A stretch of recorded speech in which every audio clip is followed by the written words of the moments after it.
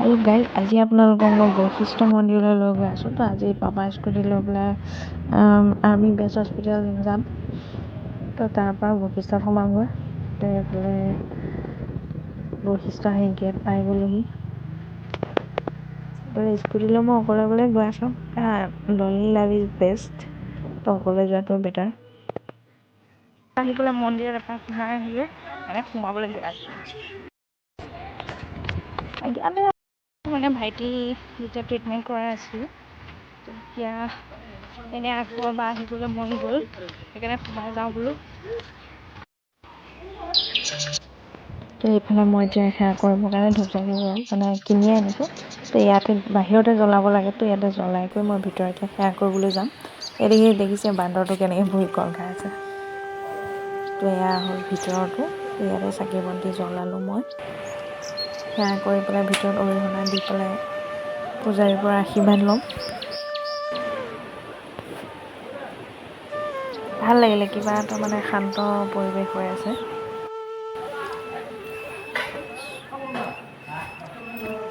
এয়া বৈশিষ্ট্য আমাৰ বাহিৰত আৰু ভিতৰলৈ মই সোমাই নগ'লোঁ, কাৰণ মানে জিন্স পিন্ধি ভাল নালাগে কিবা এটা। তো ইয়াতে সেৱা কৰি পেলাই মই আহি গৈছোঁ।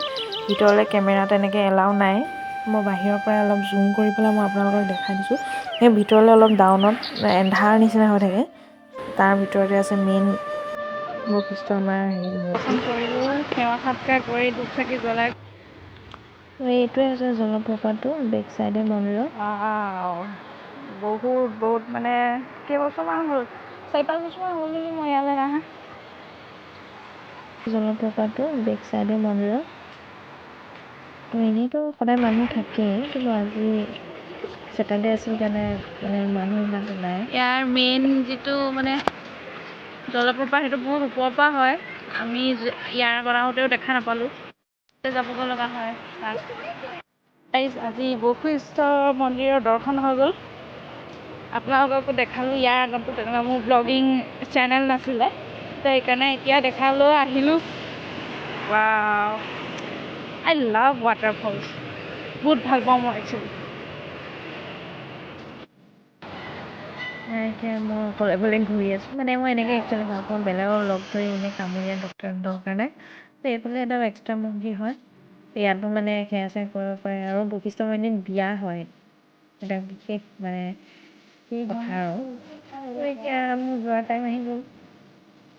বহুত ঠাণ্ডা কাৰণে গৰম কাৰণে মই পলিথিন খাই বহুত গৰম লাগিছে, গৰম সোমাই গ'ল। এই কাকা এটা খাই লওঁ।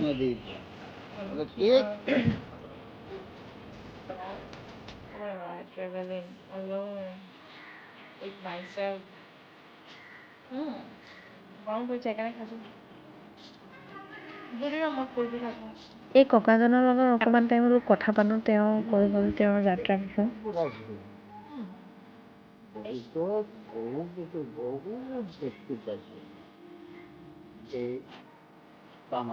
মানে গুৱাহাটী চিটিৰ আশপাশে ইমান মন্দিৰ আছে, গোটেইখিনি চাই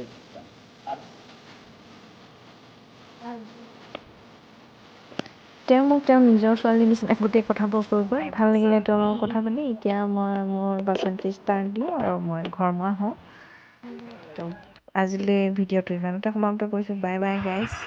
নেক্সট ব্লগলৈ ৱেইট কৰি থাকিব। তো bye bye. Like comment share কৰিবলৈ